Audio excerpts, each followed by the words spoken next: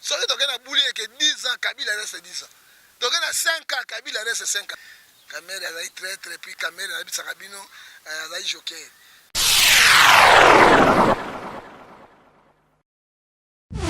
Bonjour prophète.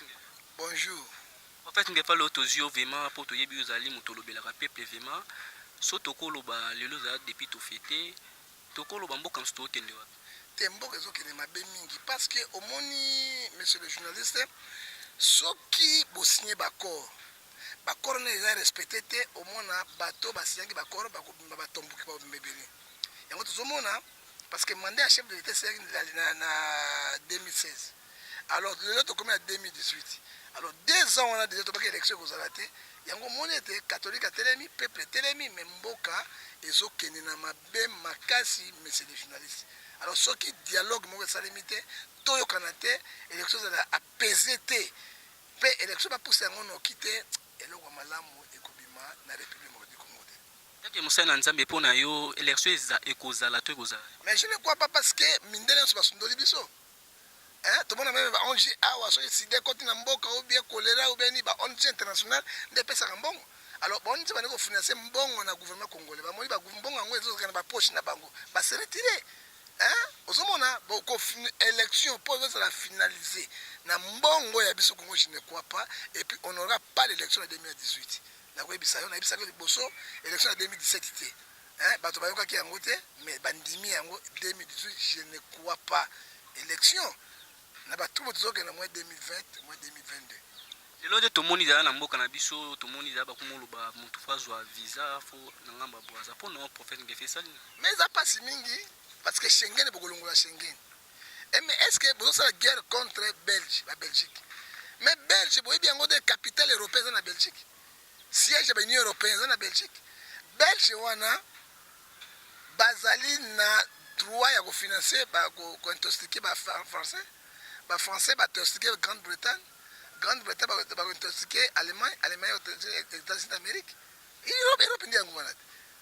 Alors consort na biso zani. Nzoku abundaka na sosoto na nzinzite okolonga ite wana ba grande puissance Belgique ozomona za pays développé sous-développé te so na nime Afrique za pays sous-développé donc ekokokate pe kosimbate c'est nous les petits peuples qui vont souffrir pour nos joie visa Schengen il faut que na Brazzaville obine ya Brazzaville ba ko souffrir biso ba ko souffrir biso ndenge nini alors ezali malamu te pe ezali mesengote pour moi il faut faire la négociation. Pour nous, il faut faire la négociation. Pour nous, bataille là qu'on n'y est le cas malamu na malamu te. Pour na ba congolais ba ko bongisa yango pe basala yango. Mais ali tout ce yango to ko ba sanction ya minene pe pas ce kozala c'est nous les petits peuples qui vont souffrir. Ce n'est pas bango. En fait Ngefa lelo tozomona dama kamo ezoleka pona yo liti ya ba catholique. Osengo ndinga zobunda pona yo vraiment est-ce que moni ndi bazobunda vraiment to réussir na liti bataka bon marche ego faire ego réussir batute pouvoir ego kwya kana ba marche te eza kwa Burkina Faso te mais marche zo l'accepte parce que la catholique te tozomona na Vatican basalaki yango na Italie tozomona ngo na États-Unis d'Amérique tozomona ba combattant bazana kati na Johannesburg Afrique du Sud c'est partout en Europe au bazo sala kati yango mais ego l'accepte nini on a assez marche na bango ba marche tout ça là awa to boy rôle ba peuple congolais pas mener une élection rapidement libre et démocratique to boy ba torture parce que dans biso maso on a marche lettre le 25 le 24 na 12 bazo ça ba bouclage ko kanga banzela est-ce que toza libre ou bien toza na prison pour moi je vois que toza na prison moko ezo kamba biso nous sommes pas libres to moni ba marche na kati na ba France na ba Belgique to moni marche na Tunisie. Tant que le président Tunisie a moni boye, a bien gouvernement a besoin de 50 millions de dollars pour le peuple basakana. C'est pas qui marche. Ils ont mécontentement au peuple, ils ont kotala vis-à-vis de gouvernement. Mais au yabiso marche, ils ont tuerie. Au yabiso marche, ils ont torture. Ils ont marche, ils ont tuerie ba makala. Non, na paix démocratie, pour la démocratie. Démocratie non ta monandenge kokiti. Démocratie c'est la liberté d'expression. La démocratie donne la liberté de marche parce que article moko 64 ezoloba na kati na mbeko na biso peuple on charge sur la moni le cambo ezo simbate. On a vu prophète Ngapona est-ce que bata catholique ba kwesa gouvernement au vraiment. Les catholiques ba kwesa gouvernement bango moko te en ensemble avec la population. Ce qui peut plaire, c'est que vous réussissez. Combat moko et simbagate, ce qui peut plaire, c'est mais j'ai traduit, peuple ce congolais, et ça c'est catholique, donc on va aboutir à quelque chose de spécial. Attends, tu peux essayer en mais pression, ça là, gouvernement à Kokita, paix à Kokeni, n'a pas besoin d'élection rapidement, libre et démocratique. Oui, mais là, au Kabila, on a pouvoir. Et là, au Kangi, Siko, Yangwezani. Article 264 de la carte constitutionnelle, les présidents en fonction restent en place jusqu'à l'investiture de nouveaux présidents. Ce qui est boulé que 10 ans, Kabila reste 10 ans. Donc, il y a 5 ans, Kabila reste 5 ans. Il y a un mindou qui a un mais, pour le peuple, il y a un pouvoir. Il faut déstabiliser, il faut sanctionner. Il y a un article, il faut faire Kabila. Mais ce qui est le parlement normal, les alliés. Des chambres bako réunir bako longola article wana parce que bako continuer constitution simba kite peuple boyaki to kana ba référendum yango za na position yango bako ka troisième mandat le souci yango to kana kate yango peuple ko afungoli miso je ne crois pas que eloko moko ekosalema peuple azui destin nae on met parce que moi nous avons une manifestation so ozo salema na kati na ville ya Kinshasa pe na ailleurs ezo accepter peuple congolais efungoli miso moto akokosa bango pe akobouleverse bango azate leo tomoni zake Jacques Mshama Kabunda oyo ataki ya nini IDPS tomoni za ba deso de comme secrétaire bomo da deso de comme kota zake bango na bango mbilinga mingi mo kota ya lobi boye ba msuba contredire ye boye ba bazulu kababi balongola ye bata mona ya titi mais non c'est ba kotia mona titi ndengeni mona titi azali président ya rassemblement a remplacé le président et à papa naï. Yo kana G7 ndenge bazakuna couple na bango. Même moi na Tshisekedi. Mais les choses sont claires. Bah comme c'est président IDPS, Jean Kabundu est secrétaire général IDPS. Il n'est pas président de l'IDPS. Mais si quand il y a intérim, il y a président ou secrétaire général. Au cas va voter de Moutuya donc secrétaire général, président comme IDPS. Mais candidat na bango Etienne Tshisekedi. Moi na yé. Alors comme Alobana lobaki 50 50-50 bazan impact ya 50-50 catholique des peuples asimana bango no IDPS pas IDPS ba mingite mutako saote IDPS ya divisé parti IDPS mususu oyo mutu mbongo wana oyo nani premier ministre azu yango biro tibala o musu batika yango non eza peuple ndé asimana catholique eza IDPS ya 50-50 boye mo IDPS ba bato ba mingite baza mingite c'est ça le problème et puis tolobaki boy pourquoi même bato wana bako zota mutu mususu sana père wana kwa cofondateur bako tiene de pesa memi yango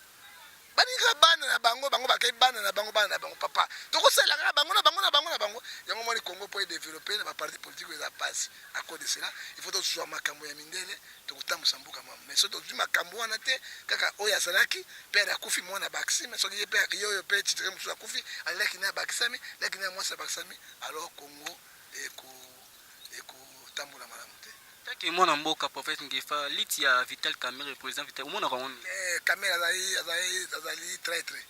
Kamerhe azali traître puis Kamerhe na bisaka bino azali joker azali joker Kamerhe azoluka poste président de la République kaka ba Kamerhe atasaki na Mobutu azaki na Mopape Mobutu Kamerhe asaki na Kabila le père aye azaki nini ya information ya ministre information Kamerhe aye sous pas na ni secrétaire général ya PPRD comme ce président parlement kaka ba Kamerhe est-ce que bato musu bazalaka mais c'est le journaliste bato musu bazalaka te kaka bango tout même mboka na tribalisme boyi na xénophobie pona ni moto musu asika ko kota wana te kamimbo kaka bango ba komo zoka papa pe bana biso boti ba université zo sala ngana ko ma politique parce que je suis un homme de Dieu je suis ministre de Dieu je reste ministre de Dieu pe ba ningo so ba université bana na bango ba ko ba poste ka ba komo wana kale zo zo ba ko zonga papa en fait Ngefa ni ma Vital na nimi ata mukete na ibi za grand traître Moïse Moïse pe na kondima ite parce que Moïse a travaillé avec Kabila ce sont des choses de même plus na kondima Moïse Moïse a pas Kagame avec oyo Mbusa rebelle ya kala azali lokola moto oyo alobaka mingi awa na nakata Congo kuma mutango nani wana oyo alobaka azali moto M23 oyo nani c'est qui Thomas Lowaka Thomas nini Lubanga ce sont les autres même baki magana Rwanda na Tanzanie na Burundi mais pourquoi Moïse pon na lobaka mamboka il faut qu'il ne pas là il faut Roger Lumbala Moïse pon na lobaka mamboka po alandela yango il faut toujours aller chez Kagame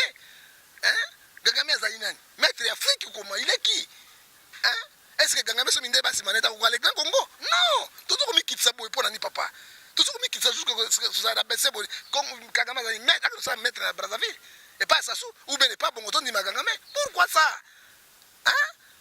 lelo soki Congo ezali na pasi ezali na minyoko c'est Kagame moto akomaki abirimana nani c'est Kagame moto asaki génocide c'est Kagame moto aboyi barwandele baburundele barwandele bakongolais bazokufa na este Kagame en tête pourquoi aller chez lui il est qui il est qui alors ngana boyi Moïse na ini Moïse makambo asali na oyo mutu wana bango wana mbusa na bango mbusa boma bato tete azoluka na dialogue stock avec son ministre tukaka mbusa bakoreneka korene partout musu bakorene na mboko te non il a très abeti balle si ma poto pourquoi aller chez Kagame malheur à Congo c'est Kagame malheur à Congo c'est Kagame akende kuna ko sala ni pour Kagame ça n'a pas pouvoir non Kagame a pas pouvoir normalement pour sa deuxième fois bon solo ka ba passer en so bo sangana ba boluka président moko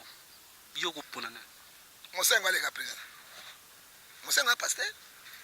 Mosengo c'est pasteur okasi Mosengo zani bas mais célébrer bazani so ba dinda na ministre ba otsana nani no ba pasteur bi pasteur moko bima président pasteur mususa bima ministre mais bazaki belé na ba cabinet président bazaki belé awa na parlement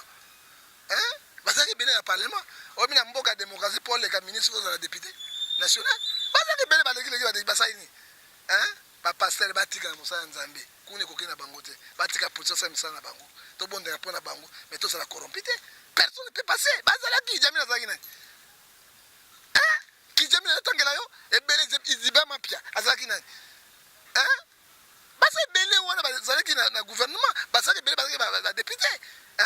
bakoki te papa na okata motion moko ya député moko ya chrétien alobi apona église ya nzambe te alobi apeuple te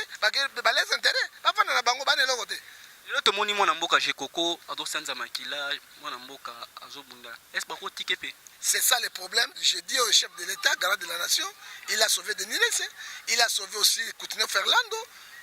aluka moyen ko sauver jekoko ko sanza makila ezali sinya liwa toyebi te basaki na nerni soka le poison te biponda ngona biboto azu yango ndenge parce que babeto biboto awa bimponda au moins tala et boto da coup na français boy mais imponda eloko so babeto ka ndenge osana makila toyebi te mais moto asana makila kana longue vite président de la république comme garant de la nation aljoua moyen atinda jeko na poto ba soin médical pour jeko soka kufi ko za mabe mingi koleka monsieur le journaliste de to baki kambo ya Tshisekedi to baki kambo ya Coutinho Fernando de to baki kambo Denis Lesse alanda ba tunai wana ba conseiller na ba tonerte est-ce que ministre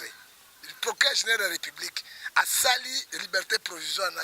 en demande de soins étrangers pays directeur ne ko pekisa pays ya droit ngo wana c'est que nous cherchons au Congo un pays de droit, aux libertés d'expression ezali, aux démocraties et code eza papa. Est-ce qu'on a une démocratie à solo?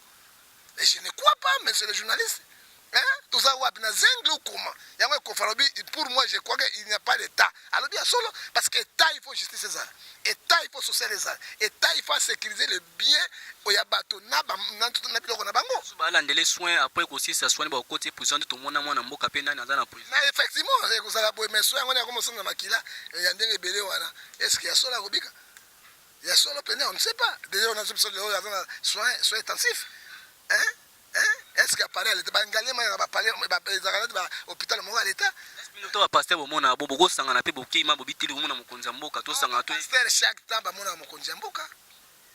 mona right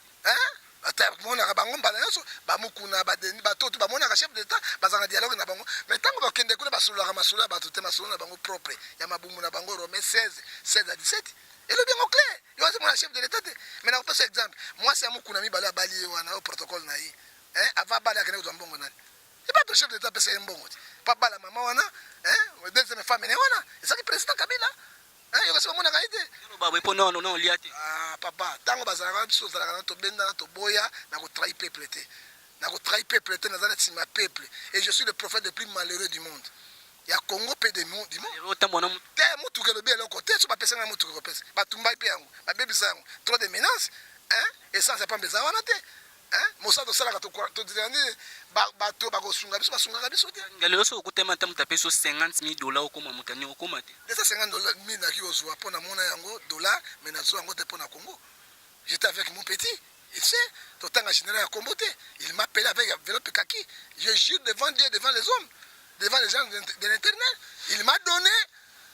hein yo zana motuka te wana lopango te loko moko te yango pasteur balobakela mbongo mboka na olia na ata mboka na kolia te parce que ya mbongo ya son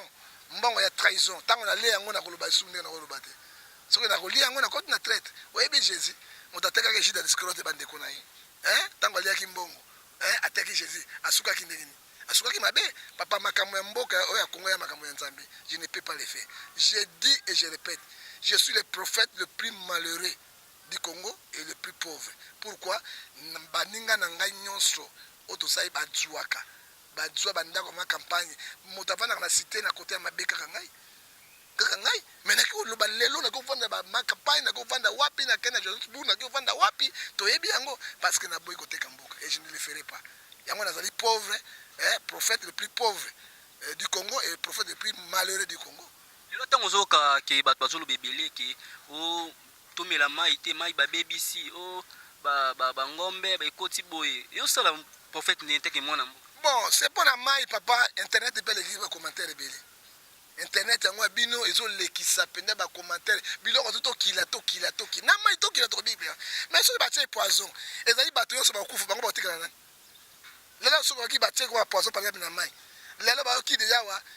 50,000 personnes ba kufu na Kinshasa mindela ba okita wa ba okita hein non il y a fausse information il y a bangombe tozo linga yango ministre ya santé publique hein na kati wana na ministre de l'agriculture parce que l'élevage dans la pêche dans la kati agriculture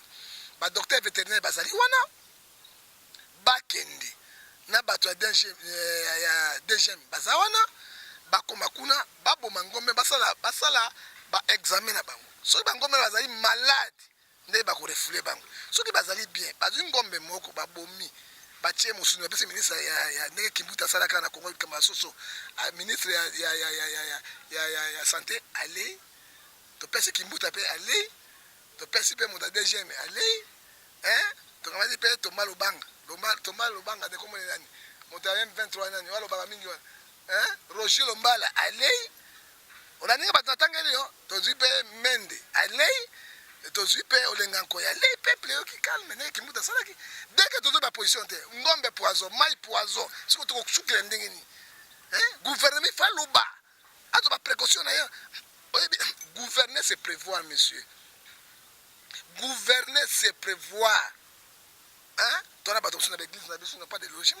qu'est-ce qu'on a fait to loger bango na l'église papa dit bon ba quartier ba kay to prévoir bango hein alors tant que gouvernement zo loba te o information yé lobby yé mai bato ba melate o ba kata mai sambi na mai pepa katite siko na besoin information ngani la fausse information hein ba ko tie ba poison na kati ba fausse information yango biloko tout on ndimaka yango ka kondima te papa hein bata poto mbalo tsaka ba message wana to ba message utaka na poto ha utaka na poto ezali ba campagne moko mabe to ndima ngote poto ya mo ba tsepse ne ezala ba parce que maman ba so mena na kufi na diarrhée samedi dimanche to meri mai lelo lundi 3 jours 4 tota siko diarrhée na église na ngana moi moto ba diarrhée ate na pango to ngana moi moto ba koti be toilette ya diarrhée mais to ebi kolera na kisasa e bola pe na kisasa nzamba zo batana ba prière mais biloko mosusu o thérapie boli ate biloko to kila biloko tout to vivre ndenge hein eloko tout bokila même ezan maïté ba lobby même na bralima na ba coca na ba fanta tie ba poison na kati bato na so bakufa hein alors wana bato tout ba kokufa hein siko batoli eloko moko te te campagne eza bien te to na dit eloko moko to continuer yango mais ba campagne ya biso to kondima yango biso so il peut le coûter le kin internet ebele bato ba koboya mobali le coûter ebele moi ça yoka kai sute bana ba yoka kai te kesa suka prophète poto kabwa non vraiment tango mona kindeti vidéo ya mwana mosali na nzambe moko basambwisi ebongo ba film ya bongo teke yopi mosali na nzambe collègue na yo isala ki onde faute ya papa na ye tango likambo ezali po zana ba preuve okoloba te papa sambwe te mwana mwasi na sambwe ni et puis za ba ekomika kombo ya mwana mo babandi ko sala mwasi eloko ya boya ka bwa mwana mutakala na ye fumangani ya mwasi alingaka mwana yango te makambo tu ekoleka me fumangani me mwasi alingaka yango te. Et puis bandeko na biso to bozana bandeko ya basi na mibali. Babasi wana bana basi wana kotikaka bango ndenge wana sans soutien, sans caleçon eza malamu te. Et puis mwana ngo ya mukuna yango yo bono finga bakombata pona ni. Yo likamoni na bakombata. Finga papa ni. Papa na makamasa lokuta. Évangile papa na esili et comme évangile fibre la fibre politique. J'ai suivi lui. Plainte bato babimi belé plainte. Bato babimi belé parce que bazo mona kazana également. Et puis azotika te ko combattre ba combattre. So que vendre kakenza lobite ba beti bana nai. Ba bosko ki mdomba lobite ba beti bana nai. Ba ici ba kangi ba église même na poto partout qui diami na lobite. Ou alors que na poto ba kitise kita yo kitsa ndundu kita. Asa miso kali asa ini. Abani kimi abimi nai. Posoka tembe akozwa bibotu pa ba combattre. Tango mboka eza malamu te bato koma na méchanceté. Mboka ezo tambola malamu te papa. Balela ba combattant ba na raison parce que wana kisisa motachi ozemi de pas ba combattant. Hôpital soin bango. Bana na classe soin bango biloko yonso. Mais rôle ya gouvernement zani. Mais bazo baba bongo samboko yo hotel mantaki ki.